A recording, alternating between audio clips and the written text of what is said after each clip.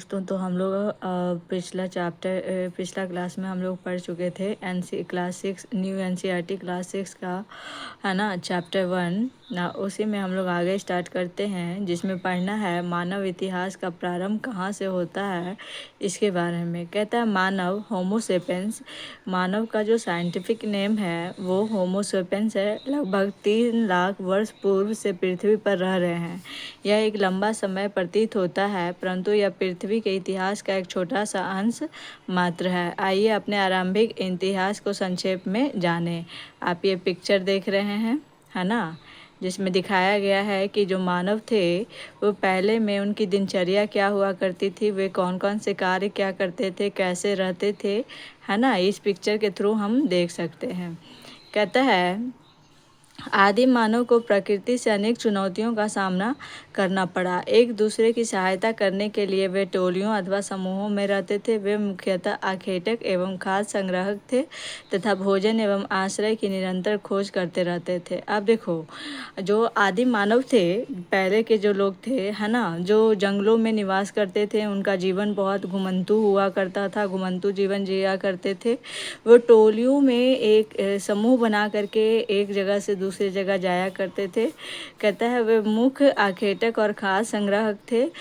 भोजन एवं आश्रय की निरंतर खोज करते रहते थे, और वो एक जगह से दूसरी जगह पलायन भी इसीलिए करते थे क्योंकि हर सीजन में हर जगह एक ही जगह पे सारी चीज़ें अवेलेबल होना नामुमकिन है। इसीलिए वो क्या करते थे, आज बारिश है तो आज ये जगह बढ़िया नहीं हुआ करता था रहने के लिए, तो लोग क्या करते थे, पलायन कर जाते थे दूसरे जगह पे नए नए चीज़ों का आविष्कार करने के लिए। इसका अर्थ है कि वे अपने जीवन के लिए खाने योग्य पौधों एवं फलों का संग्रह एवं आखेट पर निर्भर थे। हमारे आदि पूर्वज के प्राकृतिक तत्वों को लेकर कुछ निश्चित विश्वास थे। संभवतः उनकी मरणोपरांत जीवन को लेकर कुछ भी धारणाएं थी। यह समूह अस्थायी शिविर, शैलाश्रयों एवं गुफाओं में रहते थे। ये जो समूह हुआ करते थे आदि मानव के, ये कहाँ रहते थे, बड़े बड़े पत्थरों के बीच में गुफा बना के रहते थे, जंगलों में रहते थे। वे एक दूसरे से जिन भाषाओं में संवाद करते थे वे अब लुप्त हो चुकी है। क्या जो पहले ये लोग जो भाषा बोला करते थे, आपस में एक दूसरे से जो संवाद करते थे, ये भाषा कहीं ना कहीं अब क्या हो गई है, लुप्त हो गई है। उन्होंने अग्नि का उपयोग किया, पत्थर की उन्नत कुल्हाड़ियों एवं ब्लेड्स, नुकीले तारों एवं अन्य उपकरणों आदि के निर्माण ने उनके जीवन को सरल बना दिया। जैसे जैसे समय बीतता गया, नए नए चीज़ों का आविष्कार हुआ जो कि इनके जीवन को क्या कर दिया, बहुत ही ज़्यादा सरल बना दिया। संपूर्ण विश्व की सैकड़ों गुफाओं के शैल चित्रों में उनके जीवन के विविध आयाम दिखाई देते हैं। इनमें से कुछ चित्र साधारण आकृतियों एवं प्रतीकों के हैं, जबकि कुछ अन्य चित्र अधिक विस्तृत हैं एवं उनमें पशुओं एवं मानवों का दृश्य है। समय के साथ इन आदि मानव ने पत्थर एवं मनकों की माला, पशुओं के दांतों के पेंडेंट आदि जैसे साधारण आभूषण बना लिए। जैसे जैसे समय बीतता गया, जैसे जैसे उनकी सोच बदलती गई, वैसे वैसे इन लोगों ने क्या किया, नई नई चीज़ों को खोज किया। पत्थर से आग जलाना सीखा, मनके के माला बनाना सीखा, पशुओं के जो दांत होते थे उसके पेंडेंट बनाना, आभूषण बनाना सीखे। कभी कभी वे एक दूसरे को समूहों के साथ क्या करते थे, आदान प्रदान भी करने लगते थे।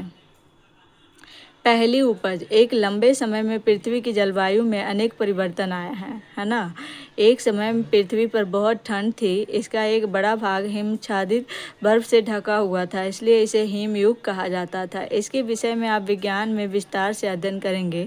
बाद में जब जलवायु गर्म होने लगी तो हिम का कुछ भाग पिघल गया, जिसके कारण तत्कालीन नदियों में जल भराव हो गया, जो बाद में समुद्र में समाहित हो गई। हिमयुग लगभग 1 लाख वर्ष पूर्व से 12,000 वर्ष पूर्व तक रहा।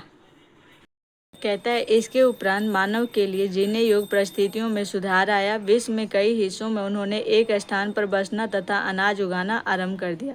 अब क्या आदि मानव की जो जीवन थी वो अब क्या होने लगी, कहीं ना कहीं अस्थाई होने लगी। और जब वो लोग अस्थाई होना शुरू किए तो उन्होंने धीरे धीरे अनाज उगाना आरंभ किया।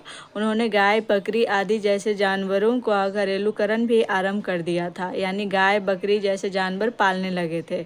भोजन की अधिक उपलब्धता उपलब्धता के कारण ये समूह अपने आकार व संख्या में बढ़ गए। ये प्रायः नदियों के किनारे बसने लगे थे। ये जितने भी लोग आदि मानव जो लोग थे, ये किधर बसने लगे थे? क्योंकि लोग वहीं बसना शुरू करते हैं जहाँ पे संसाधन सारी मौजूद रहती है। लेकिन इसका एकमात्र कारण जल की उपलब्धता नहीं थी, अपितु यहाँ की मृदा का अधिक उपजाऊ होना भी था। इससे अन्न उगाने की प्रक्रिया अधिक सरल हो गई।